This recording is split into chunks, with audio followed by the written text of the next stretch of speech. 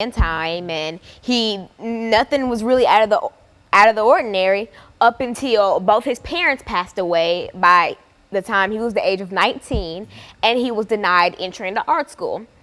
A lesser known fact about Adolf Hitler, he was really into art, and he could draw.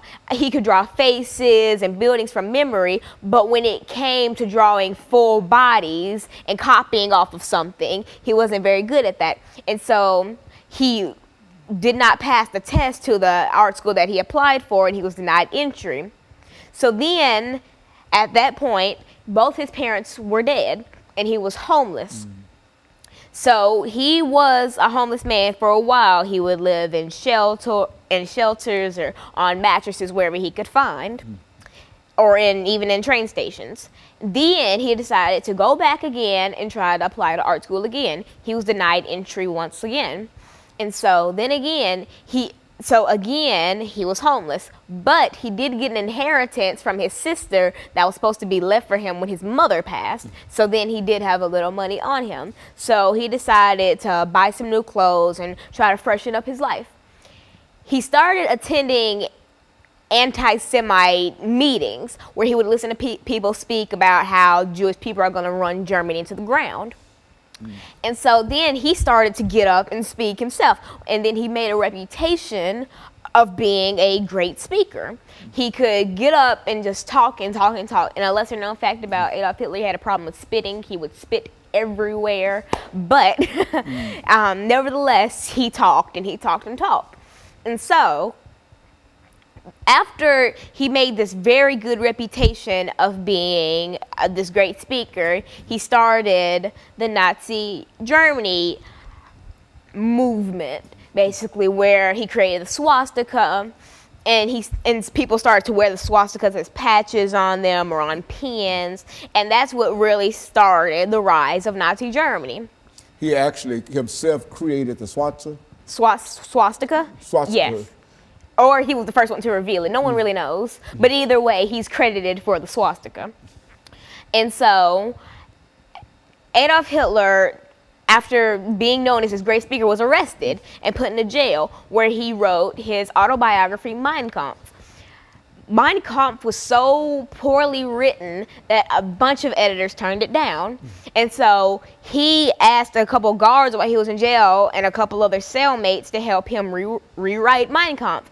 And then another fact about Adolf Hitler that a lot of people don't know, when he rose to power in Germany after being released from jail, he made every household in Germany own a copy of Mein Kampf. Every household had to have one. It was law. And for birthdays or weddings, you were supposed to give Mein Kampf as a gift. And so he knew that unless he made people buy the book, no one would buy it because it was poorly written. It didn't have a lot of punctuation, and it had a lot of grammatical errors. And so after the release of Mein Kampf, he just became known as this evil, evil man, and then he started to take movements against the Jewish people. It started with things like burning down a synagogue, and then making them clean it up and then pay for the damages. And then Hitler started to turn on his own guards. And so basically he would turn on the SS, and he killed a lot of his guards and then made a whole new foundation of guards and future leaders, which really helped jumpstart the Holocaust. And so with Hitler and his newfound army of these dolls, basically, he started what we know as one of the worst periods in history. He would have, another fact about Hitler, he had training camps for children who wanted to grow up to be guards, like a part of the SS and etc. He would have Hitler teen camps. He would have some for girls and some for males. And the girls would be taught, how to stay at home and get pregnant and take care of children, while their husbands would be taught, how to fight and beat and shoot guns and etc. And so Hitler made this well thought out blueprint of how he wanted the world to be run and how he wanted to exterminate the Jewish people. Well, what was his attitude? I mean, why was this attitude toward the Jewish population? I mean, what created that kind of hatred for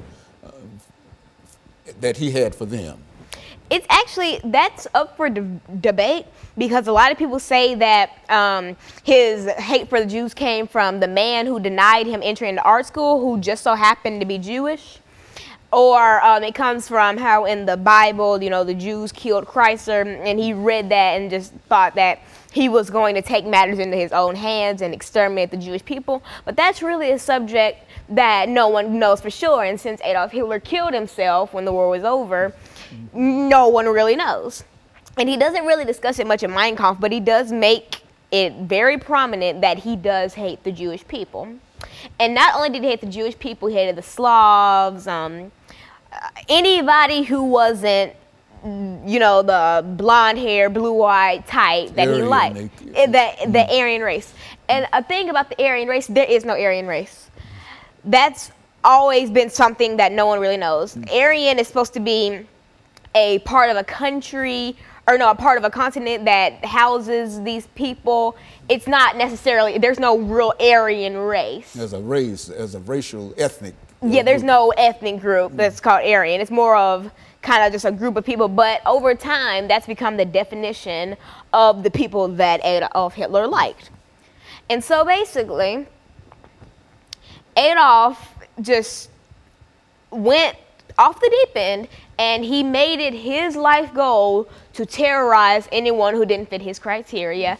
And that's what he did for a while. Okay, so let's take this second commercial break, and then we'll come back and we'll pick up on that last 10-minute segment.